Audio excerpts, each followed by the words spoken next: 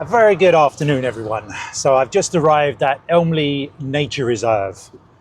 Now I've just got to remember that many of you won't even have heard of me talking about this place because you're only listening to the podcast, but I've been here multiple times over the last 5 years of my bird watching journey. I've just arrived at the road outside of the main gate. I'll try to include as much information as possible. So I don't usually drive in straight away. What I like to do is stay out here and see what the bird's situation is on the main road, because occasionally, I say occasionally, most of the time I can drive in with already a built list of 20 to 25 species just from this area alone. I can already see swallows hovering over bits of the water. Wood pigeon, that's flying in a weird, is that a lapwing? What is that? Sorry, I've just got some messages through. Let's turn that off. What is that? That's really just a crow, I think. That's just a crow. Maybe it was flying against the wind. It was struggling a bit. Okay, lots of swallows. Now, one of my hopes today... Oh, wow. Okay, yeah. Okay, a swallow just landed on some wires. We're going to pull up and get some footage. Now, I'm going to cut all the dead bits of space out. Now, okay, well, we're going to turn the engine off, and I'm not going to talk, and then I'll come back to you and tell you what I got. Right, so that was good. That was excellent. Just on the old entrance, if you're not familiar with Elmley, try to explain, there's a little entrance we used to go in on the left by some houses at the start. They've changed this now. They've got an independent entrance. And there are swallows landing at the moment, 1, 2, 3, 4, 5, on the, are they power lines or telephone lines? I think they're probably telephone lines. And I just got some stunning footage of them preening. This happens at this time of year. I get lots of barn swallow and sand martin footage. Yeah, what I'm hoping, once it gets a little bit brighter, I'm going to break out what's called my dot sites. Now, if you're not familiar and you listen to this podcast, go to my videos in stormcabbirds on YouTube and look up the last 2 or 3 videos I've done on the dot site and what it is. And it's very handy for fast moving birds, kingfishers, swifts and swallows and sand martins and house martins. Anything that's very difficult when you're doing long lens telephoto photography. And you ideally want to be able to see everything around you, but having the camera pointed at the subject. Whereas obviously when you normally point a camera at a subject, you need to be looking through the viewfinder, which limits how much you can see. All very complicated and technical, but if you go to it, I'm going to have to get into this habit of mixing the vlogs and these podcasts. And if I get to a subject that I think needs some in-depth explanation, I will point you in the direction of one of my videos. You can go away, listen to it, watch it, come back and go, okay, right, now we can carry on and understand. And right, we've just come back out of the little cottages area on the left. And we're going to have a drive down the road and see if anything... Yeah, barn swallows are just... You might hear them, the audio might get picked up. Like it did there when it flew across the road. And we're going to have a drive towards the gun club. There is a shooting club at the bottom here. They fire those clay discs. And many of my previous vlogs, you'll hear the little pops in the distance of the audio. And what's interesting is when I get the birds on this track, it can be right next to the gun club, and there could be bang, bang, bang, and you normally any kind of bang or slam or loud noise, you see either a bird would take off or they'd flinch at least. And the birds here don't do that at all. They just know there's some popping thing going on, but it's not any threat to them.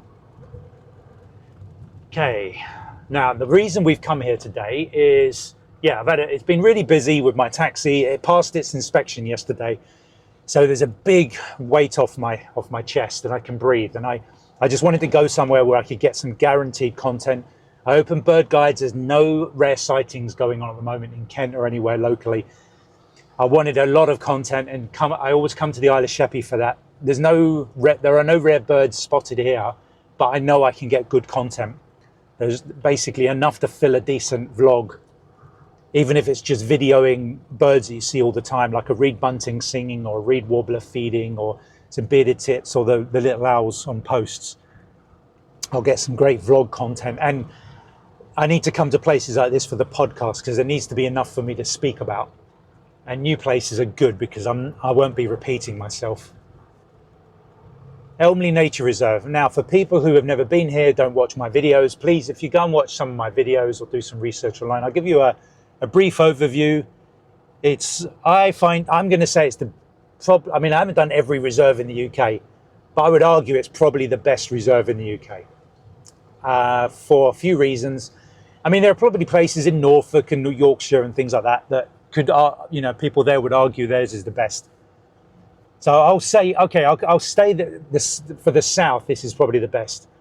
It's good because there's a track you can drive along in your car for about a mile and a quarter, and you're not allowed out of it. So none of the birds get disturbed. There are no dog walkers, and you can drive along if you're of limited mobility or you're just tired or it's raining like today. The rain is going to be off and on.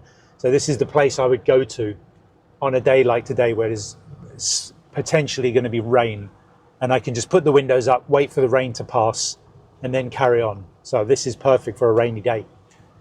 All right, so we've got starlings coming in. There's a kestrel high. Now, the sort of exciting bit of news that I might be lucky with is there's the bitterns, the Eurasian bitterns that have been here for years have had chicks. So there's a juvenile about, and I'm hoping to film that. So I'm just going to go through the main gate. So I'll get back to you in a second. I'm going to be talking while I'm on there. There's a bird on that wire. It's probably just going to be a starling from this distance. You know what? Have a little check of it, Justin, because you never know. I always check everything. Let me get my camera on it. It's catching my eye because it's a strange size. And where are you? Oh, has it gone? No, there it is. It's going at the 800mm end. I'm so far zoomed in. I can't see what it is. Yeah, it's just a starling. It's okay. Panic over. Yeah, one day, after 10 years, I'll do that in the UK, and it'll be something crazy unusual. All right, let's just get through the main gate, and I'll get back to you. Hi, mate. I didn't get a ticket. I asked, and they said there's plenty of spaces. You're a member, aren't you? Yeah. Yeah. There's loads of spaces, so that's fine. All right, mate. Top man. All right. Thank you. See you later. Good. Yeah. I've made a video. I made a video a few months ago where I think it was because of the short-eared owls. Lots of people were coming here, and it was getting to the point people were being turned away at the gate. So they stopped the just showing up and made it tickets only. And even if you're a friends, you're a member you pay the annual fee, so you can come for free. You still had to book a ticket to make sure they weren't oversubscribed for that day. And at the moment, because there are no short-eared owls, they're still booked tickets, but they still require you to buy a ticket. And I'm on the WhatsApp group, so I just asked, I said, are there any tickets today? And they said plenty. And I think it's because of the rain. People don't come here because when it's raining, they look and see rain. They think, well, I'm not going to bother. So I'm keeping them peeled here for... Now, hang on, what are you? What's going on now? Oh, something's chasing something. That looks like a kestrel, and it might be a crow. There's a lot of chasing going on, so I'm going to have to we're going to go slow-mo. And right, so looking off in the distance, I'll check my settings. I'm going for slow-mo at the moment, so if anything jumps out, I can be really ready for it. And I think, yeah, that was a crow on a post, and this first bit through the gate is the hunting ground of a couple of the resident kestrels. And yeah, I can see, I'll try and catch it. I can see a crow giving chase to a kestrel. Bit of a territorial dispute. Can I catch that? Right, the kestrel's just landed on a post, so the crow's left it alone. I mean, I don't think they'll tear into each other. Hang on, what's that? Okay, we got our first raptor. This is good. Now, when I was at Farlington Marshes the other day down in Hampshire, there were no raptors, and this is what we love about Elmley and Sheppey in general, is they're just the raptors. I mean, guarantee straight away, we've already got kestrels, we've already got marsh harriers, and on the motorway, just before I turned off the A2, there were buzzards. So this part, Kent, guaranteed buzzards. Excellent, this is what we come here for. I mean, I literally almost just ran over a swallow. I mean, it would have seen me, it just flew under my wheels. Okay, we're good. We're just passing a couple of the first ditches. Yeah, like I say, if the light, if I get, there's spots where the barn swallows will fly along the track. Now I will have to use too high an ISO to film them, or to get pictures, because I want a nice flight picture, but I don't want to use too high an ISO. So if we get some nice thin cloud over the sun and I'm lined up along the path, I'll put my dot sight on the camera, which I was talking about earlier, and I'll be able to track them better. At the moment, there is a marsh harrier, just not in filming distance at the moment, so I'm not going to make a big fuss. Currently, we're keeping an eye on the bittern. I think they've said it's been spotted between gate 2 and 3.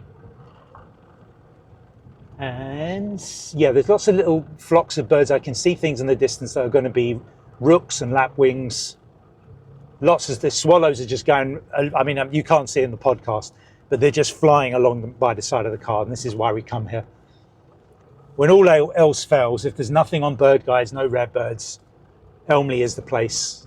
I'm always going to come away with something, even if it's just stock footage, because I'm building a huge library of photos and video that if I want to make some sort of a vlog on any subject, say it's something to do with raptors or waders, I can just go into my library. I don't have to go out and film the bird. I want to talk about the bird. I want you people to be able to see it and understand what the bird is and know this is what this bird is. And I can just go into my library and I've got it all at my fingertips.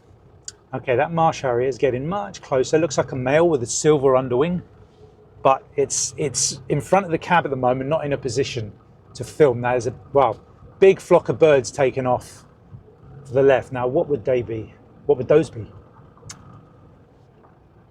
And this is what you've got to remember. When there's lots of birds and your eyes are distracted by these birds, this is when you can miss something that's on your right or left or behind you because you're distracted, and you must never stop looking around you. With this hobby, everything suddenly, if a bird appears after a big wait, a big gap of nothing happening, suddenly 3 or 4 birds, and you can't pick which one you want to concentrate on. And right, okay, in the ditch there, nothing. Right, we've got a reed bed here, which is, I've had the bittern here before, and this is at gate 1. There's a stream and the reeds where it's good for bitterns to hide, and I've had a bittern come out of here. So when I get to this bit, I'm going to have a really good look up and down. Yeah, somebody caught some footage of a parent feeding a chick, which I've never seen before. It's a really good bit of footage. And earlier, was it this year? I think it was earlier this year. I had a bittern swallowing a vole, a huge vole.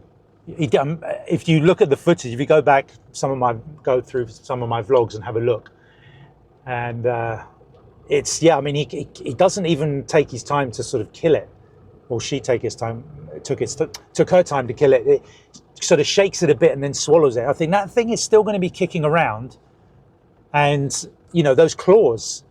I mean, what is its throat and stomach made of? Leather? Because that once it's out of its beak and down its throat, the vole will be clawing like crazy. Okay, we can't go through this gate at the moment. Somebody to do with Elmley is putting a tape measure down there. They must be checking how deep the mud is, if cows can get out. Now we've got a lot of the blackbirds here that normally you would say were jackdaws or crows. Most of them here will be rooks, and they're one of the corvids. You have to come out to the countryside to see those. Usually in cities and towns, you get the jackdaws and the crows. Out in the countryside areas, you'll get the jackdaws, which have got the silver beak. Okay, you can hear the sound of that. He's just driven over. He's doing a little check, a little hand wave, thumbs up for keeping the road blocked. And right, we got what we got there.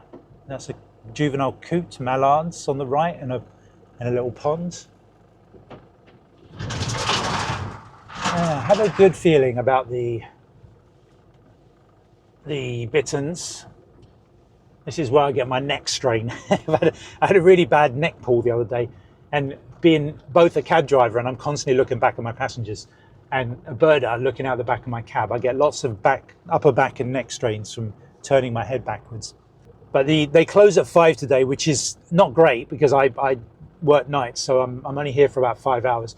But Sheppey has lots going on, so what I might do at 5 is I'll drive to one of the beaches on the north and look for some Mediterranean gulls and any passing seabirds, maybe some sandwich terns, maybe some plovers will be feeding on the beach. I might go down to Shellness and Hearty Ferry, depending on how tired I am.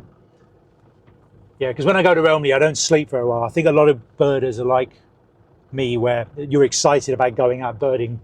You don't sleep very well. You're so excited. Right, I think we might get some 4K crop. I think that's a skylark. Let me get some 4K crops. I might lose you for a second while I film this.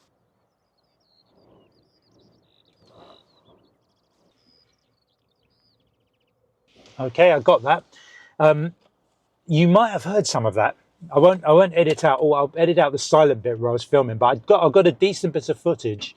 It landed on a small shrub, what's that? No, that's just another rook. There's a lot of rooks. But anyway, I got the skylark. You should see this on the vlog.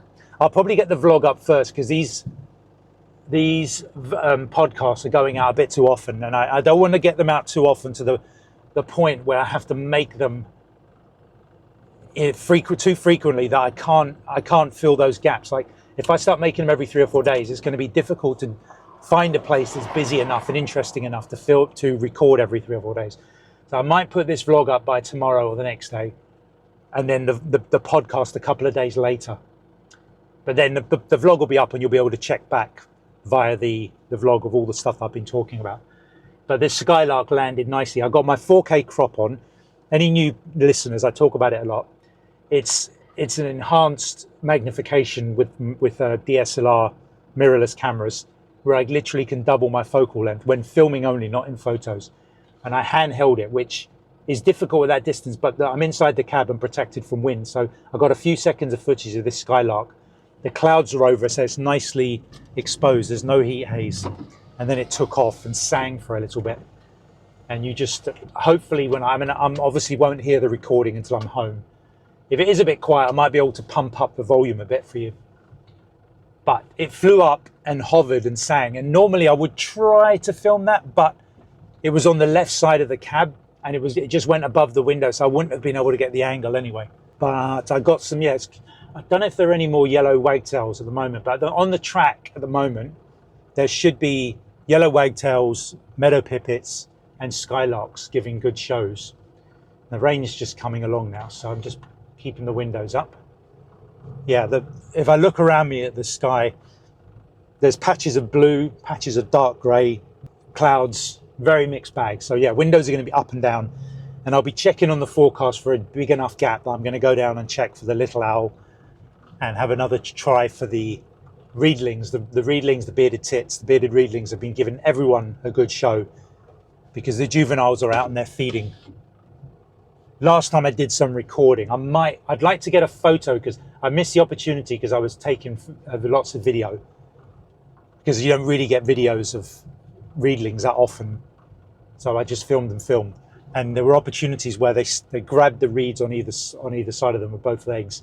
And that's like the classic photo you want to get. So I was too busy videoing and I didn't get the photo. So this time if I get down there, I'm going to try and get a photo of that. It's a bit quiet at the moment, so I'll stop talking and then I'll just cut out any noise, any blank area, any dead spots. All right, we've just got, what we got here? I'll have a look. I'll take my belt off will help. I've just gone a bit further up and there's a grey heron and a little egret right next to each other. I'll just film those for a second. The grey heron looks like he might grab something. Oh no, he's preening. Okay. So I'll just film those for a second. I'll edit out any dead spaces. Basically anything today just to bulk up the footage. Okay, sorry. A little bit out of breath there because I try and end up holding my breath to get steady footage. So I just explained, I'm looking at the pond on the right hand side of gate 3. And there's a grey heron and a little egret about 5 to 6 feet apart. So I just did a bit of video of that to bulk up the vlog. The grey heron did take a little strike at something small. Okay, those have got to be, are those meadow pipits or linnets? They just jumped off the road. Let me see if I can, they've just gone down into the reeds. They're a bit noisy, so they might just be linnets. But yeah, the grey heron did strike at something, and it wasn't big enough to be picked up by the camera. It might have just been a little insect or something. Now, it'd be handy if I can. I don't know. I've got a couple of pairs of binoculars here. Let me get my bigger ones out. As you walk around with a small pair, I've got a bigger pair here for Elmley. Let's have a little look. Where did you go? So I'm just looking into the bush where they flew. They flew into the ground, which is going to be difficult to find them because they're. I'm probably going to go for linnets. I think meadow pipits are bigger than those. What I just saw fly across the road. No, I thought I just heard the call for a second there, and that would have told me it's a meadow pipit. Scanning. Nope, I'm not going to hang about. Nope, don't see them. Fair enough. Right. I think there might be meadow pipits there. A minute, what were we making that sound? Actually, I think that sound might be a yellow wagtail. Let me just look at the further bushes because it sounds like it's further back off of the path. Yeah, I've got my engine running now, and from previous experience, I'm amazed how well this DJI mic cuts out my noisy taxi diesel engine. You almost can't hear it in the vlogs. It's brilliant. And it ends up just me filming my vlog from the window. I hold the selfie stick out the window and film. And I did that once just as a trial. And I got it back thinking, oh, you're going to hear this chug, chug, chug, chug, chug, chug, the diesel engine. And it didn't pick it up. So I've been filming the whole vlog. There goes another grey heron. Off to the left of gate 3. We say gates at Elmley because it helps us to identify where on the path we are on the road for when we put it into the WhatsApp group. Okay, there's that car. There's a car coming, and I'm going to be off for a second because there's a family of swans with some juveniles. So there'll be a little bit of silence while I just film a bit of this for the vlog. And they are really white, so I'm going to have to bring the shutter speed, the aperture right up to compensate for the burnt out highlights. And this is where it gets difficult because the juveniles are grey. So they're nicely exposed, but then to not underexpose those, the adults are going to be burnt out. The highlights are going to be burnt out a little bit. So I might go silent a second just to record the background sound. Okay, right, I've done a bit of filming of that. The audio should pick up the little splash of the water. There's a car behind me and a car in front of me that I'm blocking the road. People are good, they give you a few seconds if you're sticking your lens out the window. But what I try to do is film everything, because if I've not got much to talk about, if I've got a lot to talk about, but I just want to put stuff over the top to say it's not just me on camera, you've got some interesting video to watch as well. I think what I might start doing, because what I do is I normally speak over the footage, is I might mix it up with my vlogs from now on, where I'll have put the audio, leave the audio, the background audio of the bird running, because there might be some slight sounds that it's just nice to hear the nature.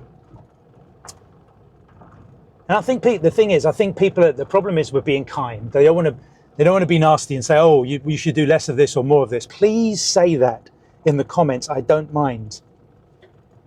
Because otherwise what will happen is you'll just turn off and I won't get the viewers. And I want the viewers. So start telling me what it is you don't like and you do like. Don't worry. I'm battle hardened. I can take criticism because I like it as long as it's constructive. None of this like just coming on and say, oh, that's crap. Oh, that's not a sharp photo. And you look at their account and they've got no subscribers and no content. They're just there to sort of wind people up. Constructive comments. I don't mind that because I want to make better content. And I won't know unless you tell me. All I do is I mix it up every so often until I get somebody say, oh, I like this new way you're doing things, or I prefer the old way you do things.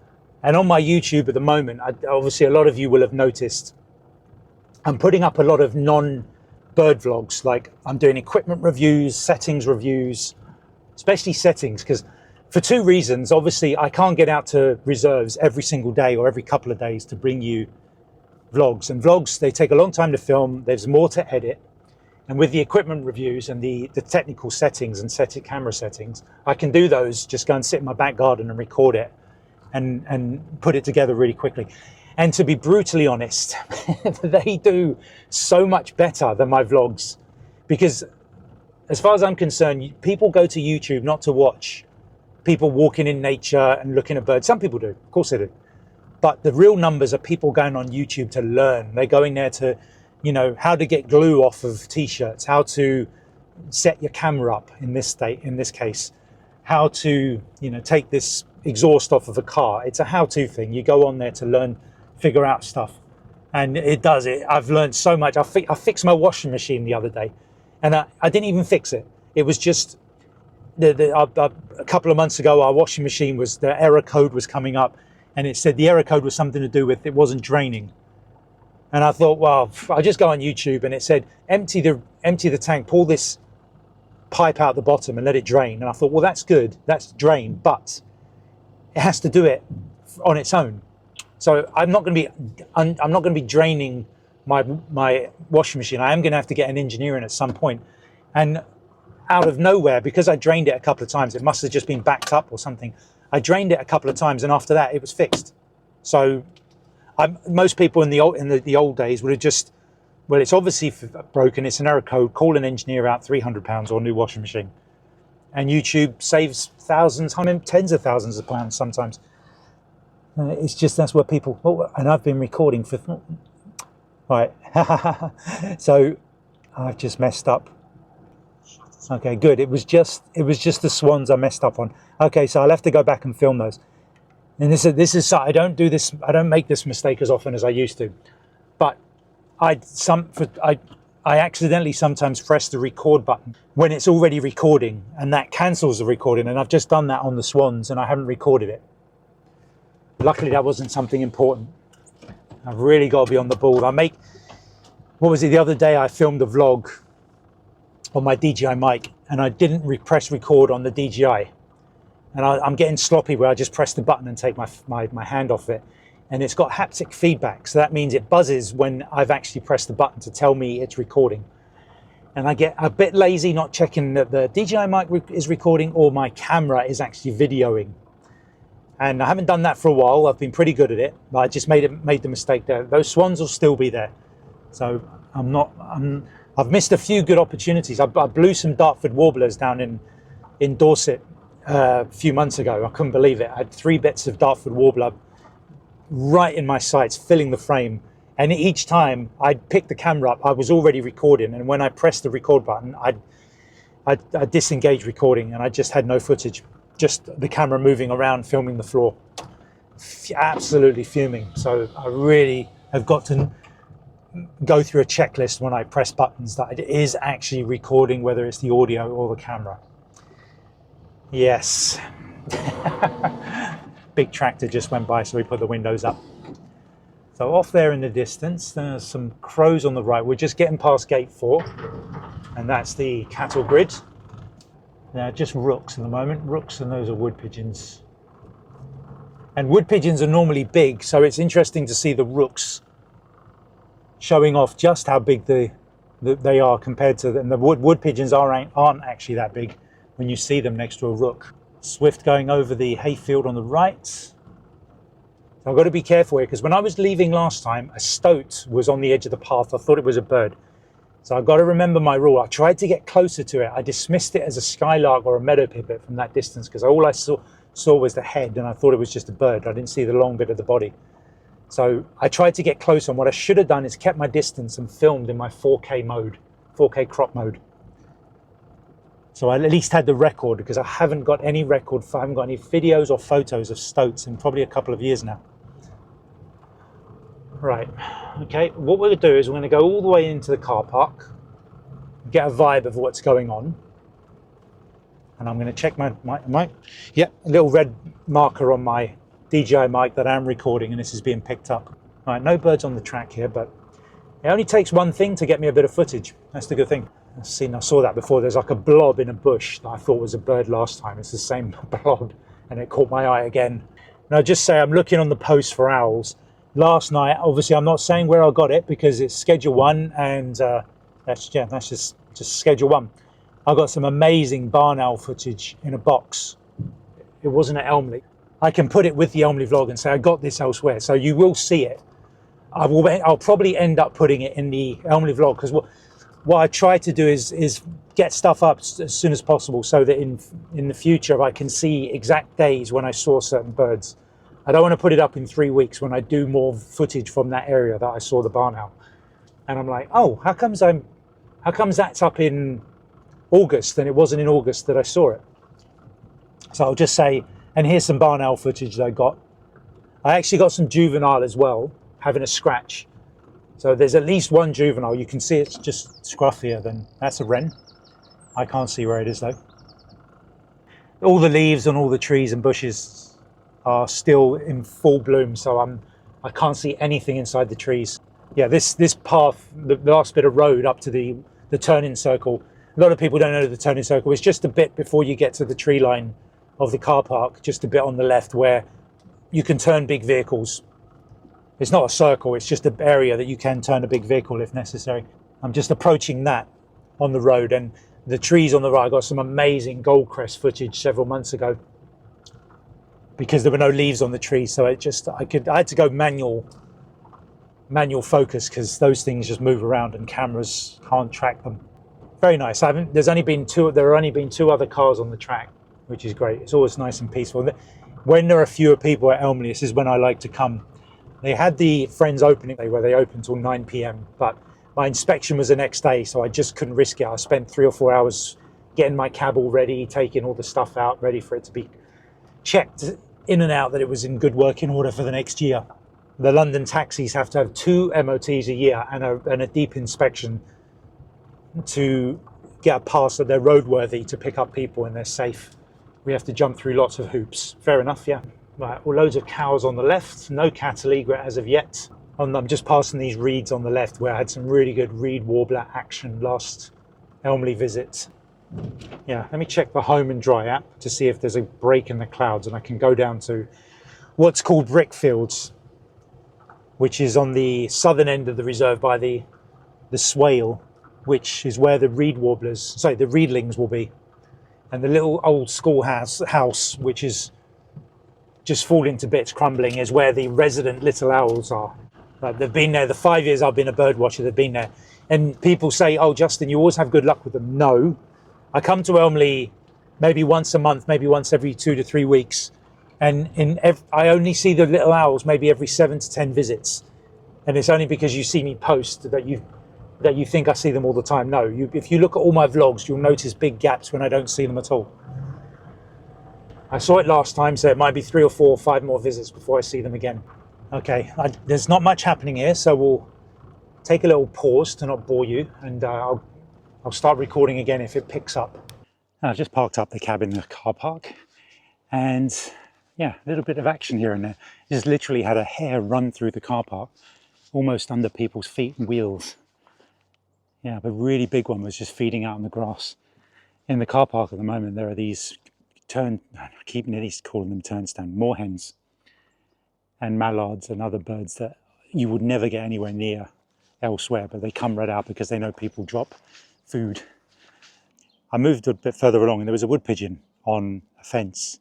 Normally I wouldn't bother, but they were preening. They were obviously going to mate, so I filmed it for a while, and eventually they did mate. And after the mating, I've seen this before. It did exactly the same thing when the turtle doves I filmed in Menorca mated. They mate quickly, and then they preen each other around the neck. So I filmed that.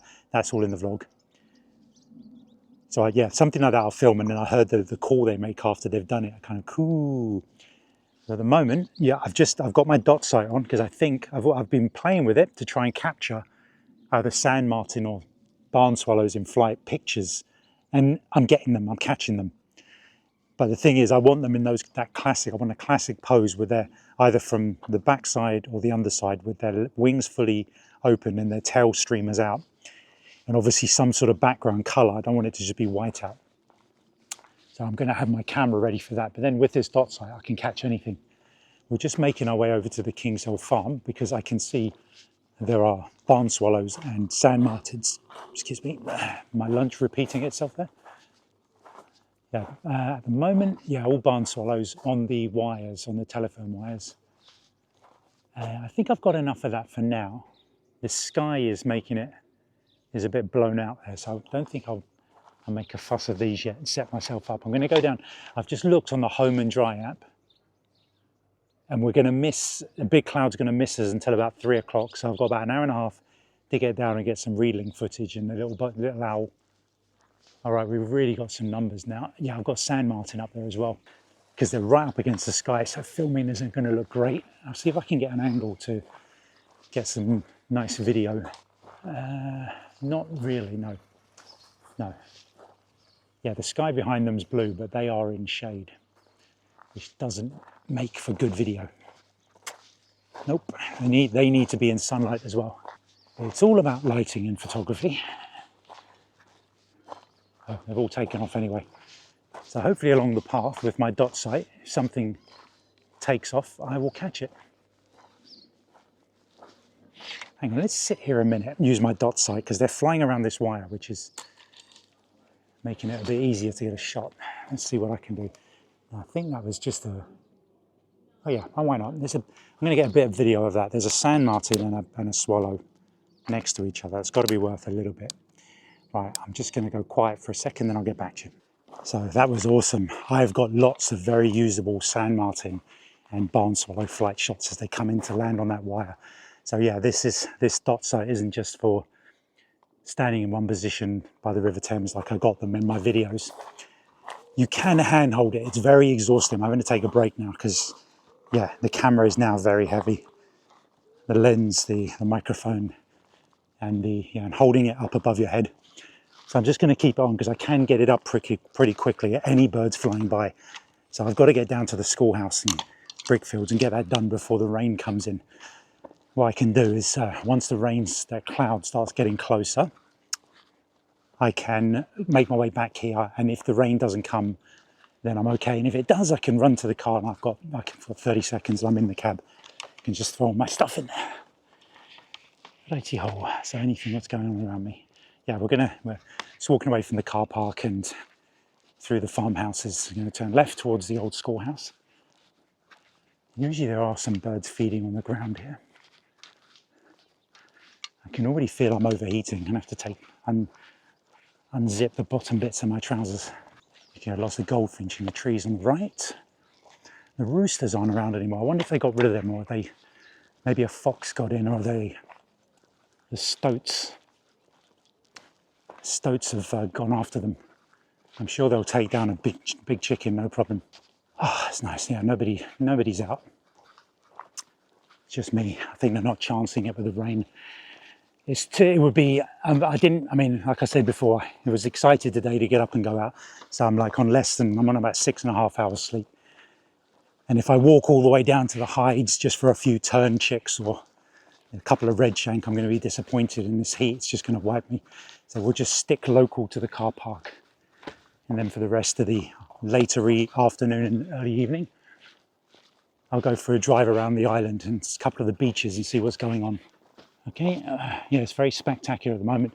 Everything south of the Swale, basically the Thames that runs out to the sea. Oh, just disturbed a couple of female pheasants here, sorry. Yeah, everything south of the Elmley basically I can see the rain, it's just rain. And we've got all the sun on this side. So far the Home and Dry prediction of where the clouds are going to be is very accurate. Yeah, somebody introduced it to me about 3 or 4 years ago when I was moaning about the BBC weather app. Getting it completely wrong, not saying wrong. It predicts, it says 30 or 40% chance, 70% chance. And even 90% chance can be no rain whatsoever. Or at least in a particular strip. Like you can see the rain clouds, but there'll be a big chunk of area you do plan to walk through. So you know you're going to be dry there. And obviously I wouldn't just risk it with all my stuff. I've tested it in different times and places. I've gone out, I've taken a poncho and an umbrella. And I thought, yeah, this is accurate. It works. It really does work. But I'm very good. I've got an umbrella on me at the moment, but that is actually not for rain, really. That's to keep the sun off me. If the sun gets too hot, there's a big bit of blue sky and I'm being cooked because I really don't want to put any lotion on, suntan lotion. I don't like it and it's a hassle. Sometimes it runs into my eyes. And that is, I tell you what, that's a really, if I can capture that, that's a kestrel hunting with the sun on it and the grey clouds in the background. I don't think I can catch that. Let me see, what would I go? Go slow-mo? Go slow-mo. Yeah, you know what? That looks pretty good. Yeah, it's going to look sort of okay, I think. It's coming closer. Nope, it's gone into the heat haze. The heat haze is just... Let me just look at the slow-mo on that. Wow, it looks like a white ghost against the grey sky as it hovers. It's hovering 120 frames a second, and every so often you've got a hirundine going past. Okay, and if that comes closer, that's going to be a very dramatic video. Okay, make sure I switch back to I'm on video at the moment. I've got to switch back to photos, because if get any good chances to get flight shots of these hirundines, and based on my, what's that? Sorry, there's going to be lots of me. Oh, what's that? I heard something scuttle in the reeds on the right here, on the way down to the schoolhouse. Nope. There's going to be lots of that. Oh, what's that? What's that noise? So just a reminder, if you haven't seen the video, I did a vlog on how to differentiate between hirundines and swifts. I thought they were all hirundines, every kind of overwintering, the birds that come up from Africa, the swifts, the swallows and the martins. I thought they were all hirundines. I think it's hirundine. But the swifts are a different group of family, but the swallows and the martins all belong in the same umbrella group of hirundines. So even that's why I do these vlogs. The vlogs, mostly it's for me. If I learn something, then I've got a YouTube channel and I'm going to make a vlog about it. That's just what you do with YouTube channels. You don't just keep it to yourself, or you use it as a vehicle. Oh, a little chaffinch. Could you give me any footage? It's very dark. He's moving around the tree. Should I bother? Okay, I'm just trying to, okay, I might try that. Hold on, he's going up a tree perpendicular to me, which means I might be able to get a bit of video. The lighting is horrendous. Let me see if I can expose, because he's inside the trees. Right, okay, he's going around the top. Can I catch that? Just about. Right, he's gone. So I had to stop talking for a second. He really made me work. He was only coming out for sort of 2-second bursts. I was having to manually focus back and forth. I got a bit of practice there. I had to really go down to a 1200, 1600 ISO, because the clouds have gone over. Sorry, just remember my settings now. I need to, as soon as the light changes, because I'm all manual, as I've explained before, I've got to adjust all my settings continuously. Okay, I mean, that's a little filler, man. You have to film a male chaffinch. They're stunning. Now, okay, why not? Seeing as I'm here, I'm going to set the tripod up. There's a female pheasant. She's just hunkered down on the side of the road, on the path, thinking maybe I can't see her. So I'll just put the camera, as soon as I've got an opportunity, for some nice, I'll always get tripod footage of whatever bird if it's possible, because it's so nice to look at. Where is she? Oh yeah, she's still there. Okay, what I'll do is I'm gonna get my 4K crop right into her face. So I'm keeping my distance, don't worry. But I'm gonna zoom right in. Get the right mode would be a good idea, Justin. Right, yeah, I'm right on the face, right. All my settings are set up for cloudy, so I've got to for daylight, so I've got to set up for, and now there's wind. Okay, right, I'm recording. Well, I might as well talk, because I'll overlay some audio onto this. I'm back again. This is really interesting. I don't know what it's doing. I got really close to its head, and then I saw it kind of, it's like it's having a dirt bath in the reeds, but in the dirt. I mean, my first instinct was it's laying an egg. So you'll see this footage in the vlog, but I've never seen this before. How far is it from me? About 12 feet away. And it's kind of fluffing up and then twisting its head up backwards and then rubbing itself into the mud. Amazing footage, it's really, really sharp. Yeah, I've never seen this before. My camera is pin sharp. I'm seeing it through the viewfinder. I'll film it for a few more seconds, because it might do something I've had to zoom back a bit. I was zoomed all the way on my 4K crop, but I want to see, well, okay, better shut that down a second. What's going on? My settings are autofocus. Okay, yeah. So it might do something with its whole body and I miss it, so I just want to zoom out. It's like you want to fill the frame with the bird while its wings are in, but if it suddenly sticks its wings out, you've cut them off. So you have to find the balance between filling the frame and allowing some movement of wings, or if another bird comes in. It's really nice of you to give me this display. It looks like she's literally nesting, like getting ready to lay an egg, or maybe she is, and she's like not educated enough, I don't know what the word is, to not put your eggs there. It's like it's lifting its back up as if it's laying an egg. What? I think it's just dust bathing. I think literally it's just dust bathing. Okay. And it's kind of half closing its eye, like, oh, it's got a little reed in its eye. Now that would be driving me nuts. And it doesn't have fingers to pull it out. Okay, well look, I've got to get to the schoolhouse, so I've filmed enough of that. Sorry. I wonder, it'd be interesting to see if she actually moves at all when I walk past. So, yeah, nice tripod for she's. I mean, there is wind on the reserve, but when you get to the tree line, it's very, very light. Right, okay, let's see how. I won't pick my tripod above my head. That can be quite threatening. So just walk past. Okay, is it going to move? And I'll close one eye so I don't look like a predator. Did you hear that? It was shaking its wings. Don't mind me. I'm 6 feet away from it. That's it. It didn't move. I stayed at the other side of the path and walked slowly past. Cool. So it's used to humans. And I can see a male pheasant from this distance. I thought it was a hare or something down by the old schoolhouse. Fingers crossed for little owl. I have to enunciate those words because I probably, how would I used to say it? Little owl. Little owl. So little owl. Not trying to be posh or anything, just I want the transcript to get the words correct. Now, what have we have here? Was it? I think it was last year. Hang on, what's that?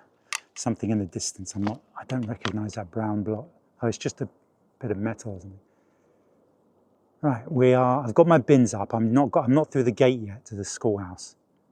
I'm just looking at a distance before I scare anything off. Scanning the schoolhouse wall, all the edges. So if you know that, you know it's usually perched at the back. On the back wall is where its nest is, but it can be anywhere on the schoolhouse and even somewhere on one of the trees outside. I don't see it yet. Last time I was here, I didn't see it. I went down to the brick fields. I came back up and one was there.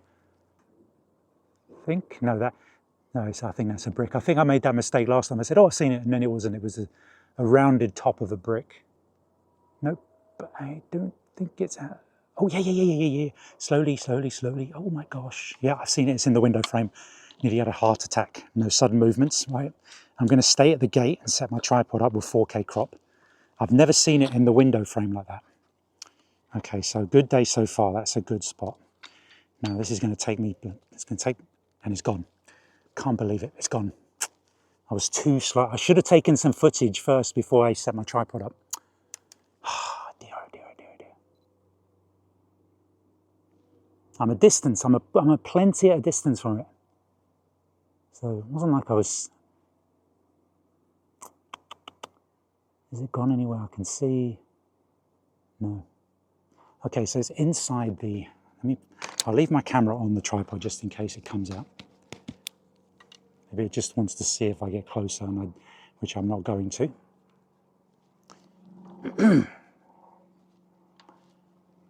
Even as I tell you, the sky is 99% clouds, and yet it's getting through, and I'm getting burnt.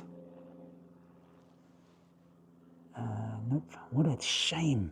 Yeah. I should always. Okay, that's the rule from now on. Pick the camera up, film, get a few seconds, say you've got it, and then it's tripod time, okay? What I'll do is I'll just get all my settings, all my light, all my exposure correct, and saved as a custom function. So when the bird pops out, I can just literally tighten things down and press record. Okay, that's It's all in for a cloudy schoolhouse. Oh, no. I'm talking through my... How did I not see that? It came out onto the ledge. It's even further out. Okay.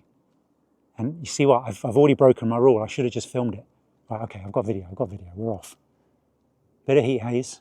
It's filling about maybe 10% of the frame. 15, 10%. There's a bit of wind. I can see the heat haze is messing with it. Okay, no more talking for a second. Welcome back. Yeah, so that was amazing. Had to wait a little while for the clouds to come out. The little owl come out onto window ledge, only the one. I don't know if it's a advanced juvenile or one of the adults, but it doesn't look scruffy enough to be a juvenile. So I'm just going to be in a mad rush at the moment because I pushed my luck. There's a rain cloud coming in. I can feel that cool breeze that starts happening. And now my shoelace is untied. Let's get that done because that's all you need is to trip up. So yeah, I can feel it's like the calm before the storm. You can see it in real time. Now, that's a big white bird going over. Now, I need to check if that's a great egret or a little egret. Let's have a quiz, get the bins, forget the camera. Ah, it's a little, I can see the legs. Standing out like a sore thumb against those grey clouds. So it looks like we've got about 30 to 40 minutes of rain. So I'll hit the track to see if I can find the bittern. And then the chap I just spoke to said there was the reedlings are showing really well. So the rain stops, like I said. What time is it now? So past, we've got 2.5 hours. If the rain stops in about 40 minutes, 30 minutes, we do a quick run of the track, come back, get down to the reedlings, come back and a slow drive out. And depending on the rest of the weather, we'll go and check out some beaches for any seabirds. I will say a raven went over. I heard it a mile away, but it was going over really high. And I was busy.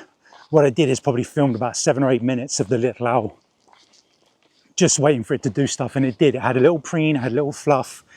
A couple of times it did a yawn and a moving of its beak like it was talking.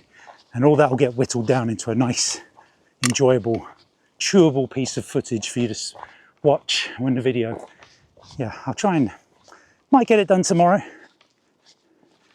Yeah, a lot of people have asked, can you do more photography? And I go back and forth with it because photography is quite limited unless the bird is doing something amazing.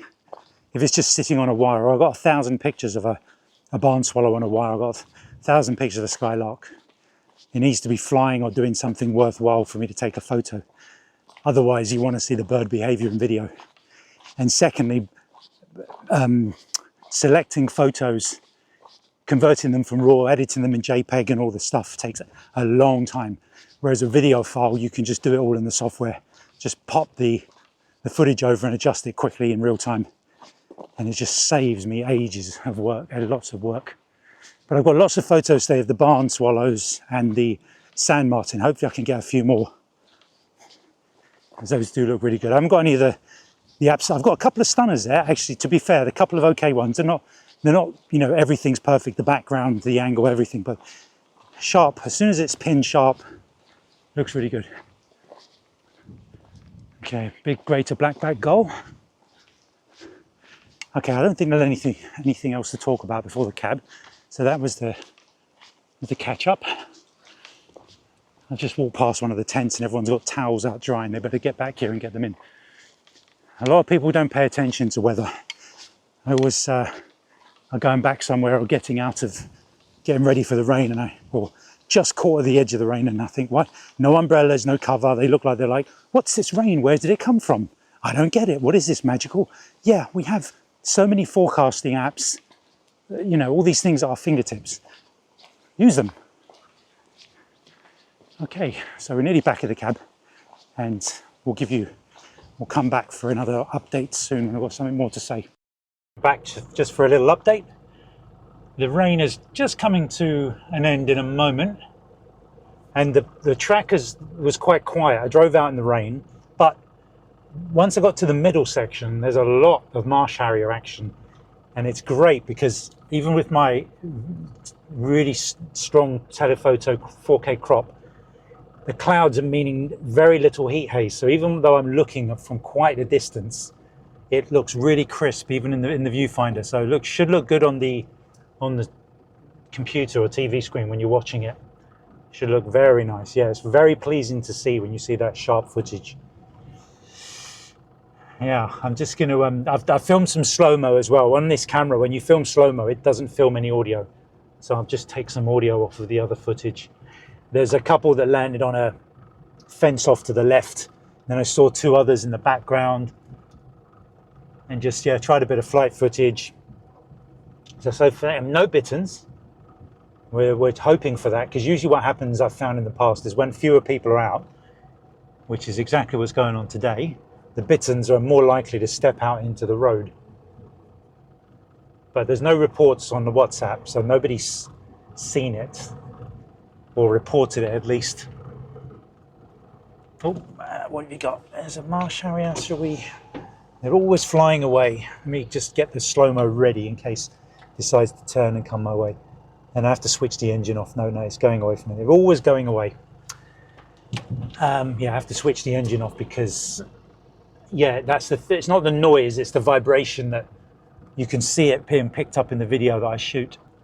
Yeah, I'd like to spend some, I would like to spend some time down near the front gate, because I think what's going on, it's hard to film.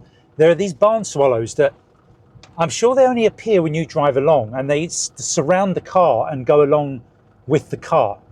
And I don't know if they're using the slipstream of the cab for something, like, I don't know, to sort of catch the wind or break the wind, or that I'm disturbing insects that are on the path and they fly behind ready to catch them. I can't quite tell, but it definitely feels like they're using the cab. When I was driving towards the, oh blimey, what is that? I'm never catching that. Never catching that. What is it? It looked like a little sandpiper or something. If I could just get like half a second of slow-mo. Yeah, something took off from a ditch. It looked sandpipery, like green sandpipery. There are no waders out here whatsoever. So any stray wader will be a welcome appearance. Yeah, suddenly the marsh harriers have kicked off. We've still got some, let's have a look at the Home and Dry app. Right, 20 past 3. It's, what time is it now? 20 past 3, right? It's still going to be here for about another 10 minutes.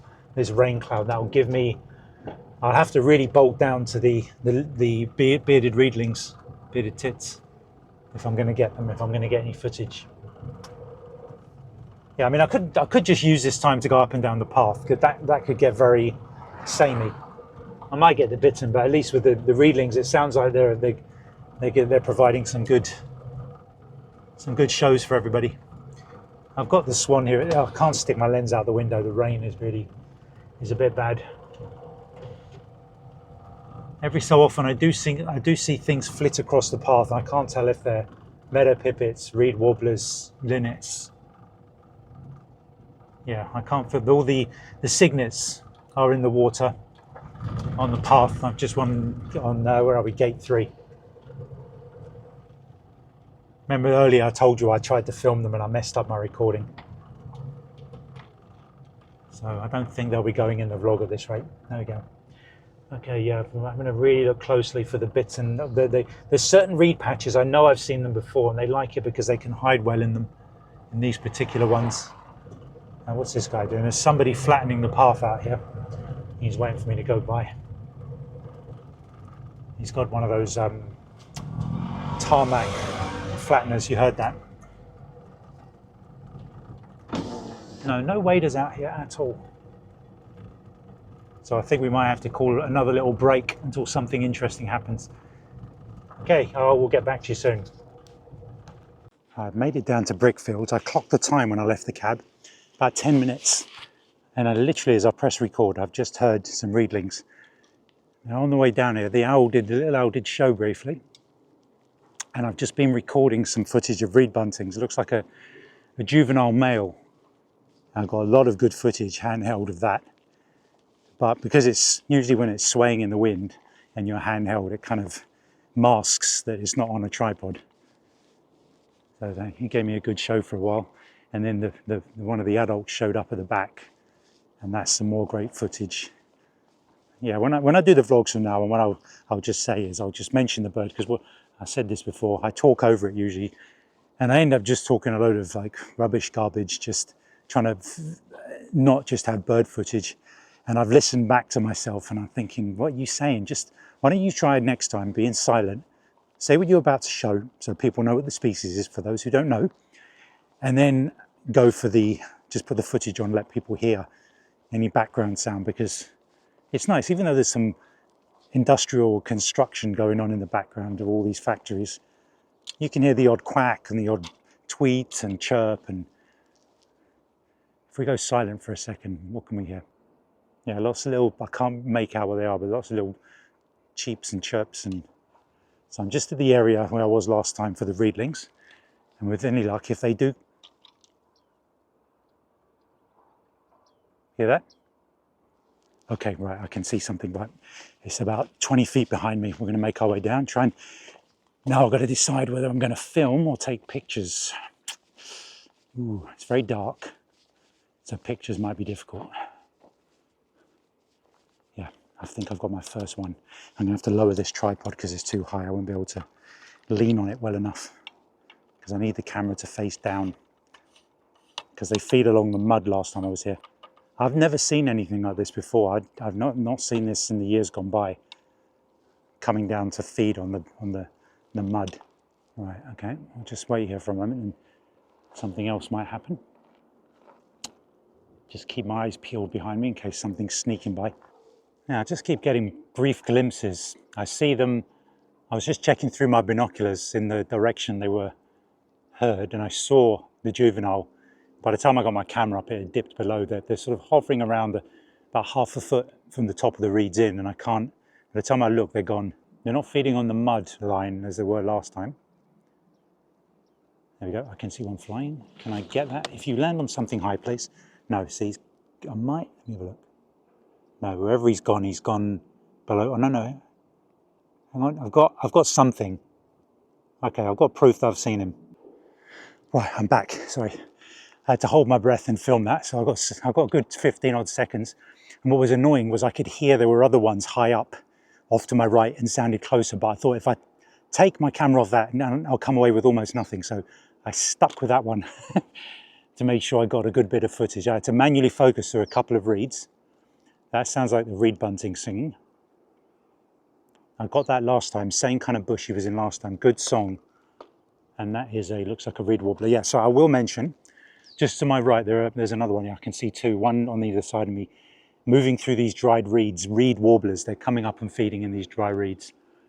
And a moment, I've got several, maybe 10 or 15 usable seconds of footage.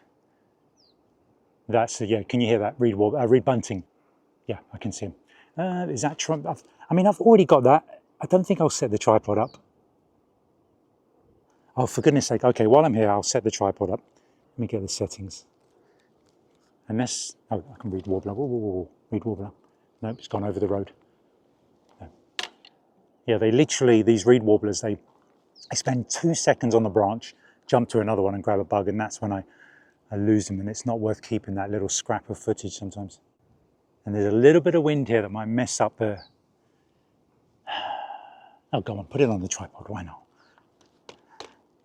Now I have to keep an eye on the time because, right, 12 minutes past 4, and I've got to remember, it closes at 5, it's a 10-minute walk back to the cab, and I've got to take into account anything that pops up last second, as it usually does. Okay, right, it's got its back to me. I'm not going to film that, because if I clamp my camera into the tripod and something does pop up, then I've already got lots of footage of reed bunting singing. Okay, it's all gone quiet on the western front. How are these reed warblers doing? Yeah, you've got to kind of stare at the bush and defocus because they're moving around inside. Then again, I couldn't film it anyway because I'd have to manually focus. What I'll do is I'll make my way over closer to this reed bunting. Yeah, I can hear like the oyster catchers and the redshank on the swale. Yeah, I'm quite happy. At least I've seen it. I've got the little owl. I've seen reedlings. Can't argue with that on what normally is a quiet day. There's another reed warbler. Let's see if we can film. When it comes, it's gone down into the reeds. It might come back up. They sort of, what they seem to do is work their way up the reed and then choose that as a lift off to the one across the path. Sorry, I'm just manually focusing through a bush, which by normal time means the bird is gone. Yeah, that panic of closing time. We all know it. 5 hours was a good amount of time, it was. It'll be good to go and explore some other bits on the island. I don't think I've been to the beaches for a year or two. That's definitely a reed. Oh, am I going to get you? No, you've gone right into the reeds. You're going to have real ADHD to do this. To keep, yeah, it's perfect for people like me who get distracted very easily. Gives us something to focus on. Well, something that's not, well, it's not something to focus on. It's something that continuously moves, and I think I like that. I like being a bit hyper. Can hear marsh frogs. I can hear it's really going wild on the swale. I just don't have the time to walk down there now because I won't get back in time. Check time, 4:15. I will give it 5 more minutes and then it's 10 to the car and a slow half-an-hour drive. And you watch, the minute I want to leave, that's when they all show up. Oh, that's a reed warbler. The tail's not long enough. Yeah, but what I'm seeing is a little creek. And I'm just looking into it. Reeds on that side, reeds on this side. And birds are flitting between the two of them. Obviously the nests are on this side. And yeah, the bugs are on the other side. Right, where's these pings? Yeah. That's it, I can see you. That looks like a reed warbler, doesn't it? Oh, no, it's a male, with grubs. And I'm back. Whew. Just got, yeah, cracking footage of a male, full-on male, with some sort of maybe a spider in its beak. Beautiful. We've had some great upgrades. Awesome. Landed off to the left of me, moved up the reed, filled the frame more, flew to the right of me, and thanks to my 4K crop mode, yeah, filling the frame as it moved up the reed. It's a kind of opportunity. What's that? It was the opportunity to possibly take a flight shot because it was at the top of the reed, but it's the light is so low, it's so grey that it would just be a lot of noise. I'm not going to take it unless there's more light. Yeah, I would have had to have gone to like 5,000 ISO. Oh, we've got two. Hold on. We've got 2 juves. Right, it's all kicking off. Sorry, I'm sort of stopping talking, then talking again. You won't know, but I've cut out all the bits that are quiet. There's suddenly all the action. 2 juvenile just showed up. Males jumping about. Yeah, perfect for video. It's too grey for flight. Oh, that's a big cloud. Did I miss that? Let me check the 4:20. Is it coming this way though? Oh, I think I messed up. Yeah, that's coming this way. Right, okay. Yeah, yeah, I've got to go. That's gonna hit me. Yeah, just looked up on the weather map. It's gonna be here in about 10, 15 minutes. Right, okay. Well, that's okay. I mean, I'm happy with that. Hello? Chetty's warbler. Good. Right, okay. Okay, worst case scenario, I've got my poncho and umbrella. But that's good. That'll round it off nicely. Bit of footage of the reedlings. Very, very good quality as well. Yeah, pretty much gone. Okay, that's it. Wrap it up, Justin. Let's go. Very, very happy. Okay, so we've got the reed buntings, the reed warblers, and the reedlings. Awesome. Yes, can't ask for more than that. So with any luck, we never, go on, we all say it. Any luck, and sometimes it does happen, we'll get a bitten on the way out. The barn owl apparently showed up last night, 8:45. So it seems to be only hunting at night time, so there's no show. We'll have to wait till winter to start seeing owls. I was lucky to see that one yesterday, but I saw it, yeah, just sort of, it was about 9:30, 8 o'clock. So no matter where the owls are, they're coming out late. Hovering kestrel over there. And I'll just say, I had landed. Has it grabbed something? Oh, yeah, it sort of, I better keep an eye on that. It landed on something, and then it looked like something was trying to get away from it, and I think it's got something. Yeah, it's looking around as if to say, right, did anyone see that? Let me get some slow-mo ready just in case it takes off. This is why I need to start heading back, because if this does, something like this happens, it needs to be something where I've got a bit of time. Yeah, I think it's got something. It's really having a look around. Is it worth filming? No, I won't film this. I'll just say what I'm seeing.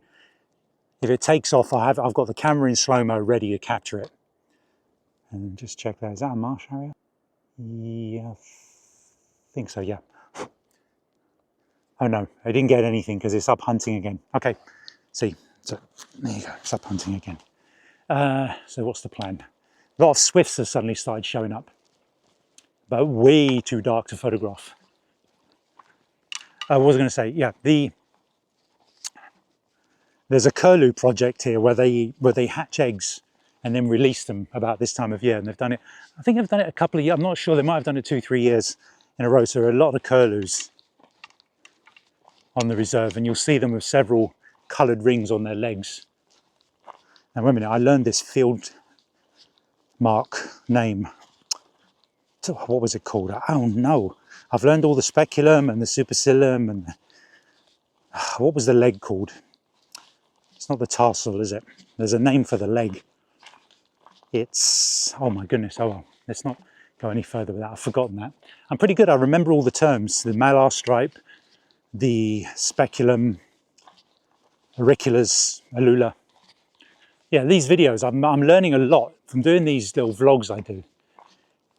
Letting people know camera settings and bird guides and things like that. I mean, I know sort of half of it, and then when I do the vlog, I learn all the other stuff. It's fantastic. And it does seem to stick, most of it. That cloud is that is a big grey cloud. Yo, I just looked behind me and was like, dun, dun, dun. You could almost hear the Vivaldi behind me. Yeah, at the moment there's loads of haystacks on the left as we go up towards the old schoolhouse, and several kestrels are using it as perches to look for mice. It's just, what are those? There's one kestrel, 2 kestrel, and what are those? Are those pigeons? I think those are pigeons. Or are they curlews? Really annoying. I can hear the pings behind me. Oh, there you go. I got them. I can't ask them more than that. Really nice bit of footage of the male. I asked, I mean, the male is always the species, the sex of the 2 birds that you try to film. And the question was always, why is the male so much more colourful than the female? And I think I heard someone say that it's because usually the female is in the nest covering the chicks, and she wants to be as plain as possible to blend in with the surroundings. And the male distracts you with all the colours, any predators. Say, hey, over here, follow me.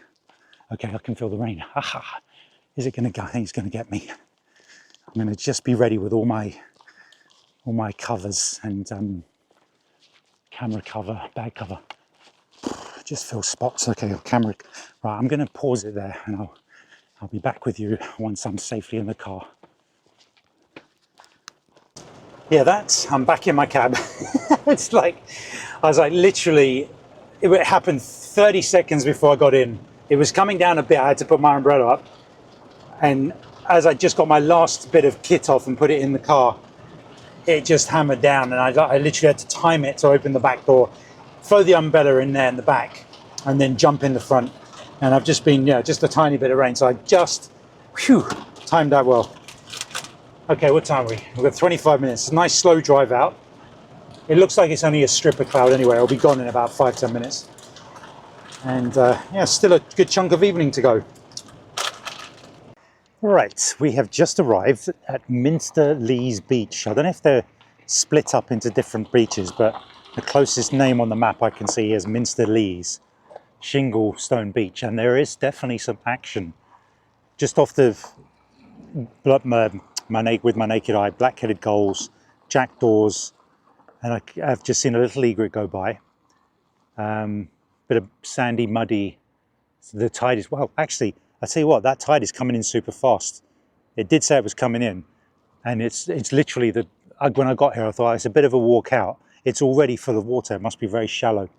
Okay, so I'm going to have to get down lower. I'm looking. You get to park with a view right over the water, which is great. I forgot all about this. I think it's been about 3 or 4 years since I've been here. Weirdly, weird change of temperature. It's got a bit of chilly. Actually, you know what? No. Take my jacket. I've got my kind of light jacket on, and now that I'm going down to the beach, it almost seems like any kind of breeze there was has disappeared. It's being buffered by this bank. Let me just binocular that. What's that? See if there are any seals out there. Okay, no. I'm going to get right down to the waters. Where the sand gets flat, so I can get a better view of what's on the edge. Now, the tide, BBC Tide Times said that the tide is coming in about 6 hours, but it might come in very fast here. Yeah, it's a nice change to see the water. Let's have a look what that is flying. Probably some sort of a gull in some sort of summer plumage.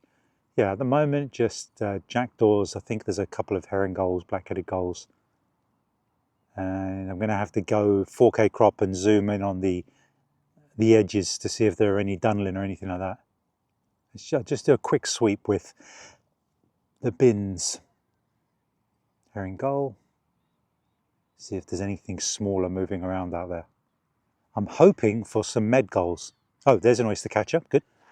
Are those birds? Because there seems to be a lot of bits of old wood and pier sticking out of the mud, which looks like birds from a distance, but they're just bits of wood. And there's something out there that could be a seal. It's a round blob, quite far out. It could be the head. Let's get my 4K on it. If it disappears, oh no, it's something for sure if it does that. No, it is round. It looks like, I don't know what it is. It looks like a ring or tire or something. I have to really bring my shutter speed down, so my ISO down, because it's actually, even though it's grey, it's very bright. The rain passed about 10 minutes ago.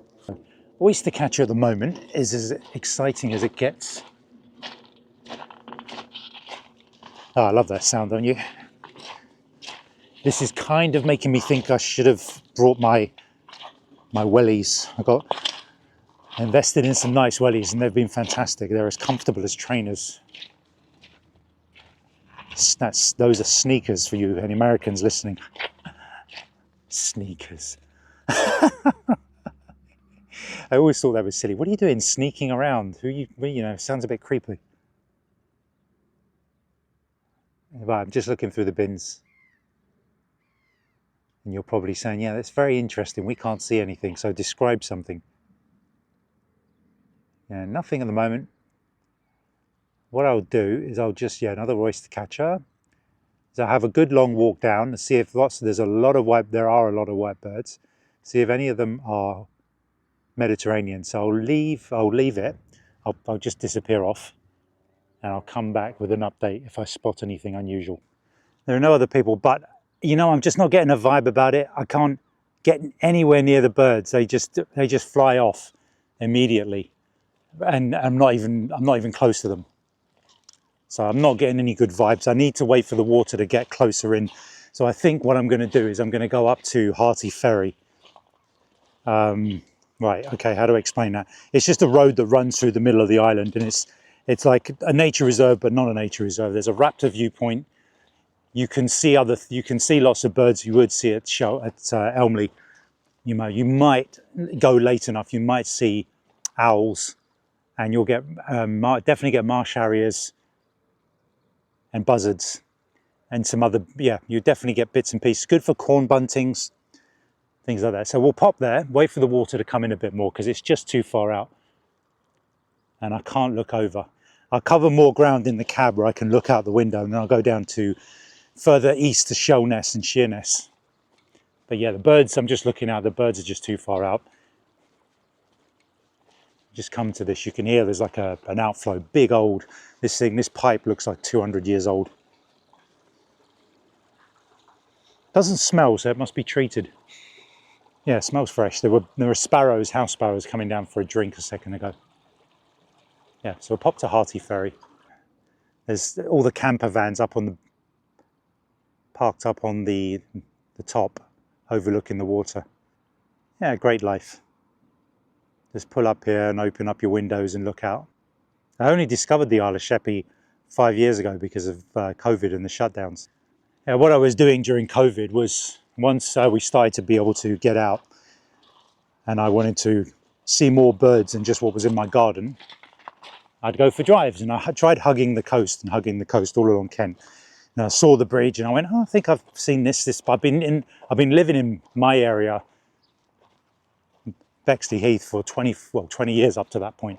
And I'd not really ventured out into a lot of Kent. I mean, I've done Canterbury and Deal and a few things like that, a few of the most popular places. But Isle of Sheppey, I don't know why it never came up. And I was just driving along the coast, hugging the coast. And I went, I'll go over that bridge, whatever. I don't know what that bridge is or where it goes. I'm just driving aimlessly and checking out what's going on. And then the gates for Elmley were there. And I went, oh, what's this? And drove in. I didn't know at the time, but the gates are usually, you have to go through a booth where they check you. But it was only open to let some tractors through. It was actually closed that day. And I just happened to chance it. Not on purpose, I just drove through and thought, oh, you can drive in here. And I drove through, and sort of the people working at the farm were kind of waving, hey, how are you? And I'm like, yeah, waving back. And eventually somebody did, I think it was the owner, I've met a few times now, came by on his little quad bike and the dog on the back and just said, oh, we're not actually open. I went, oh, I didn't know, it was just the gate was open. I was going for a drive. And then I, signed up and got the friends of Elmley, where you can pay a yearly, it's only like £45 for a couple or something like that. And you can come every day if you want to. Oyster catchers what's going on? Oyster catchers are getting very noisy. Usually that would signify I'm sort of moving near one of their nests or something, but I don't see, there can't be any nests on a beach up here. I don't know. And what's that bird? So I'm just checking anything that's flying by. I don't see anything out on the water. What I'd be hoping for would be things like skuas and like Pomeran skuas, Arctic skuas, sandwich terns. Yeah, I think that was a med gull going by. It's weird. It looks, even I would struggle, but there's something about it. I think I've seen them enough times now that I know the beak was thicker and all the edges of the wings and everything were white. So I'm just looking back at the footage. Yeah, I think once I slow it down on my computer. So I think, yeah, there definitely are. It's a bit dark. Let me get a bit more ISO for light there. So I'm just trying to get anything flying by. There's a lot of oyster catcher action. What's going on? And that is that a little grebe? Sorry, a little egret. I can't hear any yet. You know what they sound like? They do that sort of cat call, that ow. Nothing yet. Usually it's like you spin your head when you first hear it. You go, med gull. Oh, lovely sound. Yeah, if you ever go to Shellness Beach, look it up. You'll see why it's called Shellness. See all these stones and pebbles I'm walking on. There are lots of shells here. This isn't Shellness Beach. But when you go there, it's like 95% shells, old shells of all the whelks and cockles and stuff. Really, we're just crunching under your feet as you walk. If you won't be able to help yourself, you'll be taking little frame filling photos, because you can just fill your photo frame with shells, just pure shells. Yeah, it's a bit mixed here. I've got ice cream scoops and bits of plastic and bits of bone and bits of mussel shell, oyster shell. Okay, right. I'm going to go to Hearty Ferry. I'm at the cab. Let me just say, last bit of bank here. Anything happening? No, it's it's definitely a unique place, Sheerness and Isle of Sheppey, basically. A right mixture of industrial estates, marine stuff, some of the best wildlife in the country. I don't know if it's because it juts out into the part of the river, part of the sea. And it's just like some sort of stopover gap for a lot of birds or whatever. Yeah, look at them. I look right in front of me. There's an old boat repair yard, some horses in a field over there. There's a tent like a circus on the right. You can see the cranes in the cargo ship area. Yeah, I mean, it's one of those places you get lots of holiday homes. North part of Kent. Yeah, that's my. I could move here. You know, if I had to choose somewhere in Kent, I don't think my wife would like it. Her family is down south. We'd have to go down that way. But yeah, to be able to wake up and go to Elmley every day, just pop in take my morning coffee and something like that would be fantastic. And I bet people do it. Okay, we're going to pop off to Hearty Ferry. I just arrived at Hearty Ferry Road. And oh, what are those? Those must be domestic geese, a big flock of domestic geese. Yeah, so what's special about this road? I think it's because it's a dead end. So there's not this constant stream of traffic flying through it, which allows there to be some good wildlife. So just before we turned in, I spotted in a field a lot of rabbits eating, and then I saw it. If somebody corrected me the other day about being a leucistic bunny, a black bunny, from Farlington Marshes, my Farlington Marshes podcast and vlog, it's melanistic. So yeah, I've got full-on views of this black, frame-filling views of this black melanistic bunny. Absolutely brilliant. So yeah, when the vlog goes up, yeah, look out for that. So I've had some really good finch action here. As soon as I drove into Hearty Ferry, this is where I saw my first brambling. I was really excited. I have to say it's probably my favourite bird, or at least UK bird, that is. And it's good for finches in the bushes on either side of the road, but very, very skittish compared to parks. You can never get anywhere near them. But they were feeding on the ground. I kept my distance and I got my 4K crop on and allowed them to go back on the ground. I parked up and turned the engine off. And they started coming out, and it was, there was common chaffinch, male and female, the great tits, blackbirds, and a lone greenfinch. I heard the greenfinch calling soon after as well. I was hoping, a random brambling, a crossbill, a hawfinch, anything like that would pop out. And I'm sure they are probably around here. They're probably the more skittish bird, though.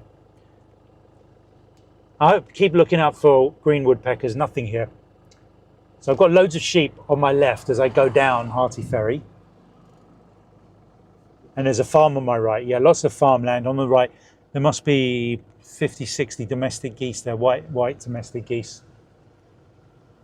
And in years gone by, when Elmley would close, and in winter, we have the short-eared owls over here. This is where you come to after Elmley closes to carry on the action. And just keeping anything, no, just at the moment, wood pigeons, nothing exciting. I'm seeing little birds jump around the place, probably linnets and goldfinch. No raptors as of yet. Oh my days. Oh my days. I've just, the river, or whatever it's called on the right, just before the curve in the road, there are probably 5 great white egret. This is incredible. Right, okay. I spooked one. I don't want to spook the rest. So I'm going to do some filming for the vlog, and I'll get back to you. Wow, that's a bit special. So I just got a load of footage. I was hoping to catch them catching fish. The only time I've seen any birds bringing up big fish, it's grey herons. No, nobody. I saw it strike a couple of times, but it's almost like they're only going for little shrimpy, insecty things. I'm just driving under a big flock of starlings on the power cable. So I can't tell, they're kind of spread. I'd say there could be about 7. That's amazing, right? So there are 2 great white egret that seem to be quite spooked off in the distance, and there's one maybe about 20 meters away from me. They're just really chill, where I've been getting most of my closest footage from. Wow. Yeah, I might try for some more photos. I've got to angle my cab here. They're backlit, which can actually, it might make for some nice video or some.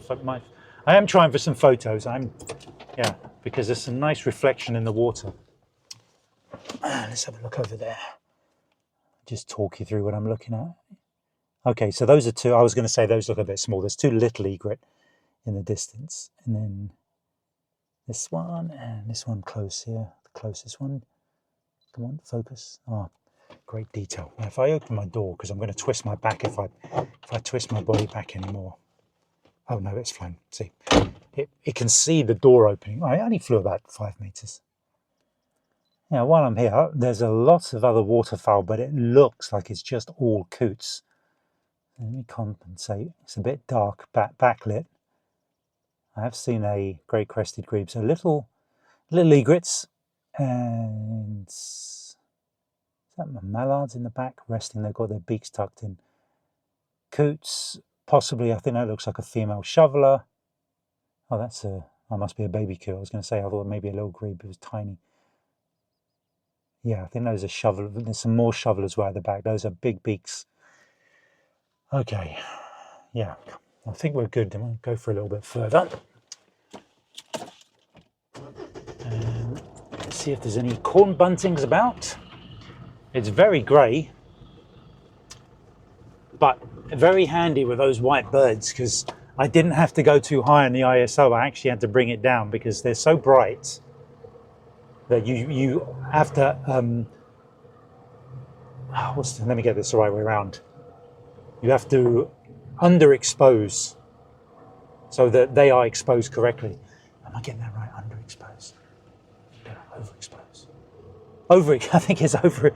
Oh my gosh, I can't think which way around it is. My brain's gone to mush.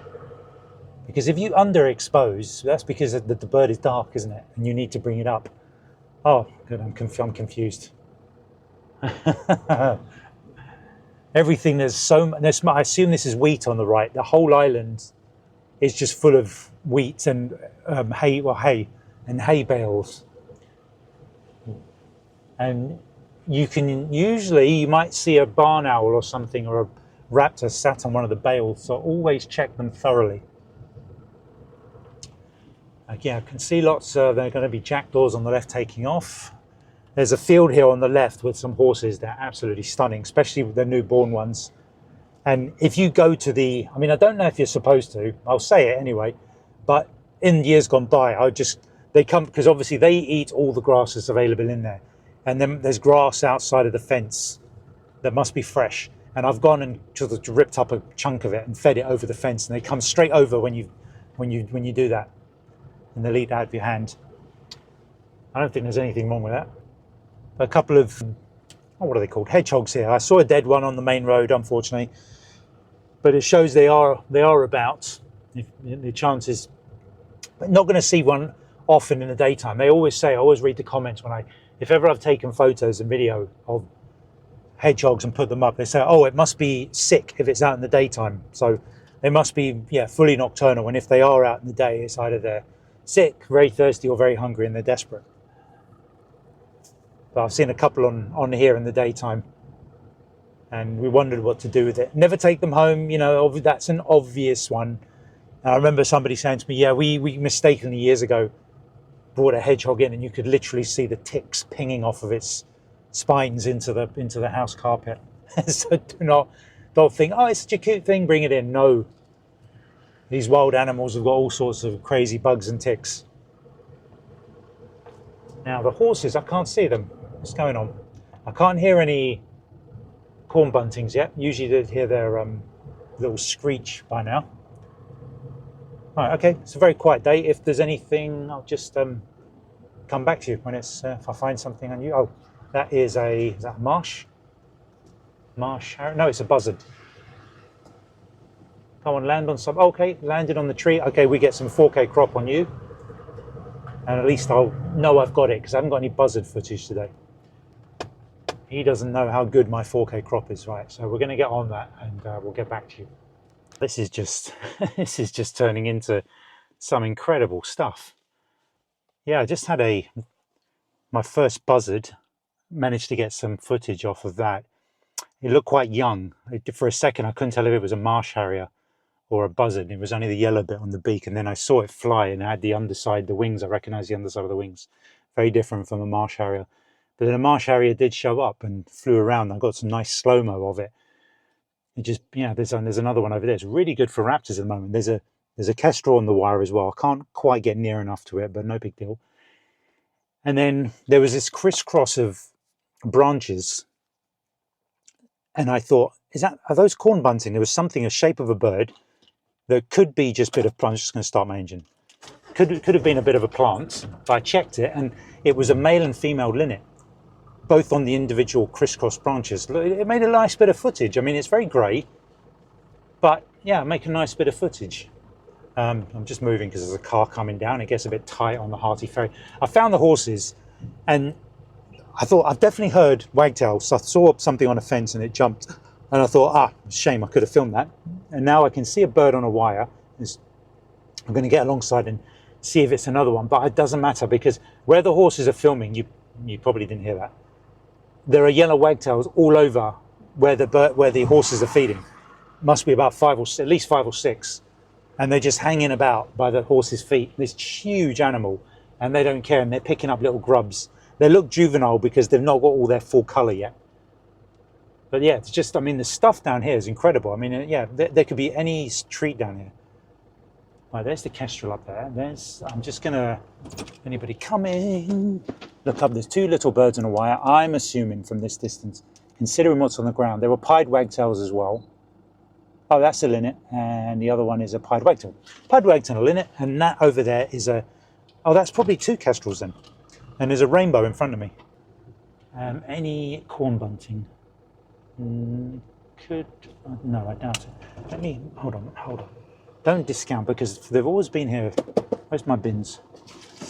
Oh, this cab is a tip already.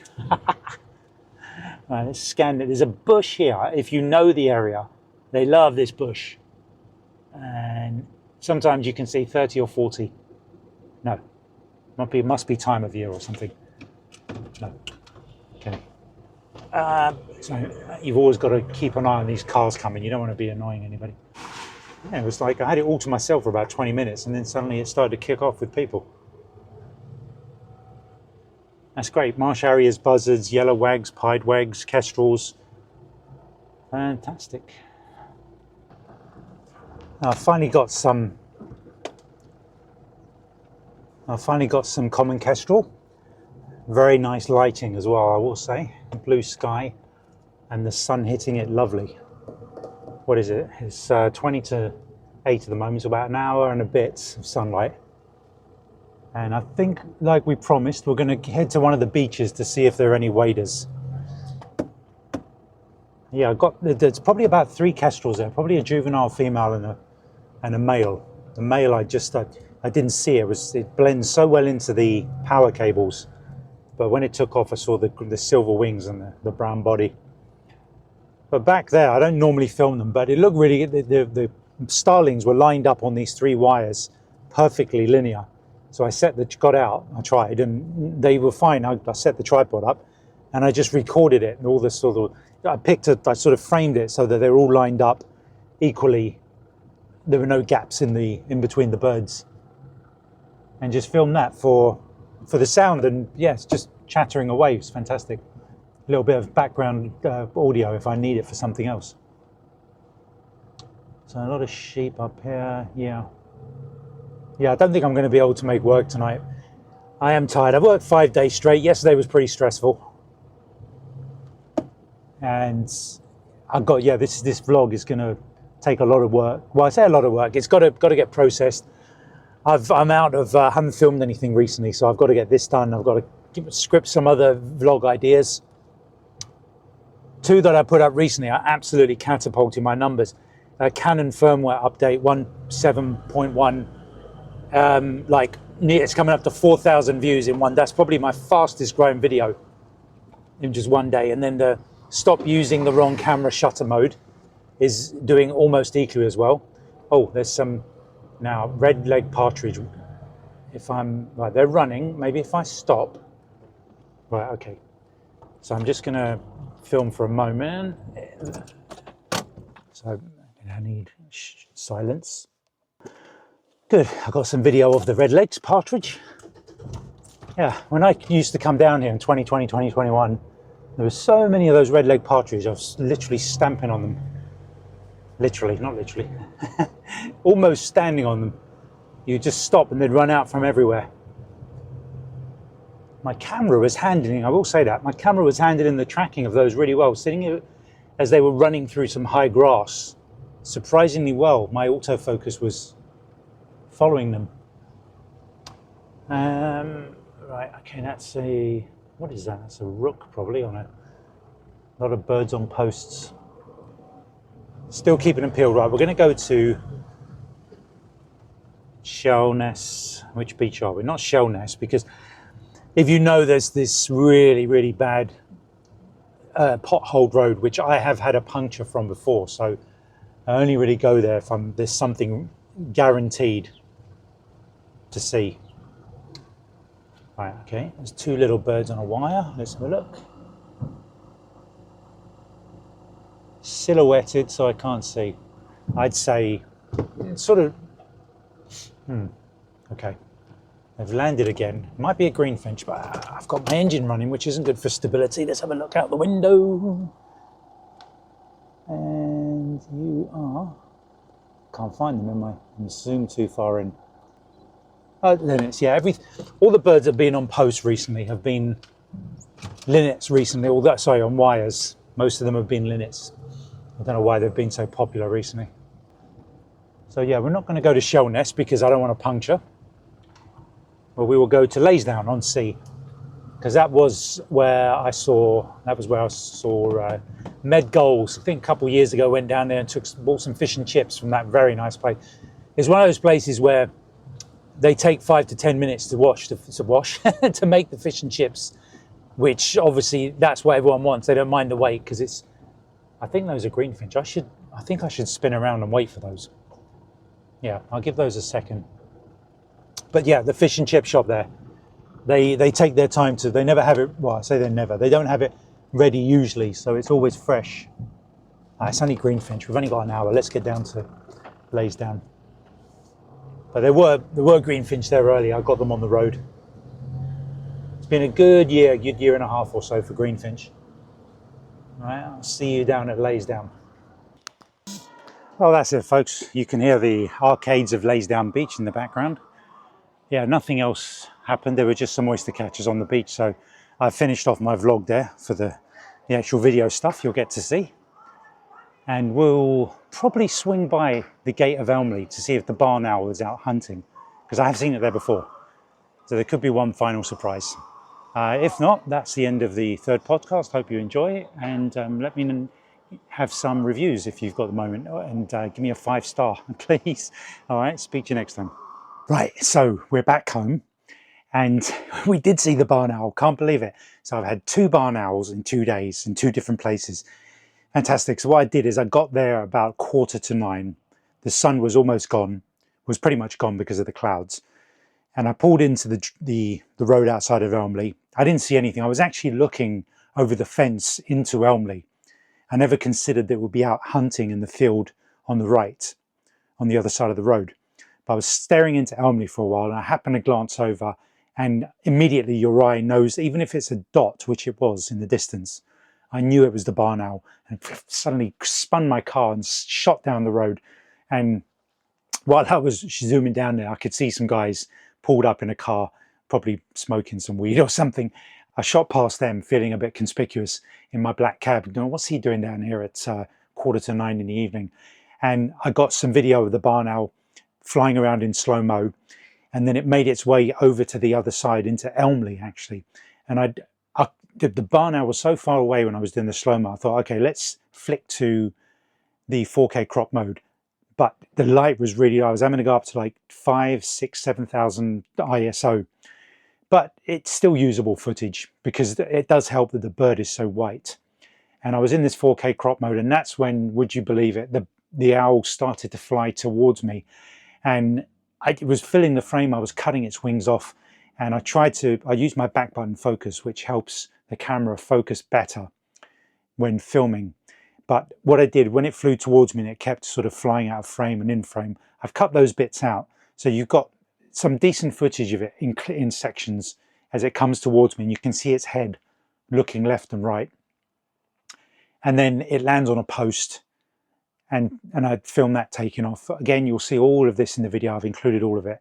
So a really nice end to the day. Obviously, I apologize, it's a little bit grainy and dark, but it's still really good footage for I think I was there till about 9:15 at night when the sun had gone down. So a great round off. I couldn't have asked more than that. It's been there 2 nights. One of the wardens said, I think it was Simon, said the previous night, I saw it on WhatsApp, that the barn owl was out hunting near the entrance at 9:45. That's why I wanted to chance it. And it obviously likes to hunt there. So if you're around, if you listen to this vlog and you're in the area from about sort of 8:15, 8:30 in the next week or so, go and check it out. Okay, hope you enjoyed this third podcast, and I'm going to get it up as quick as possible.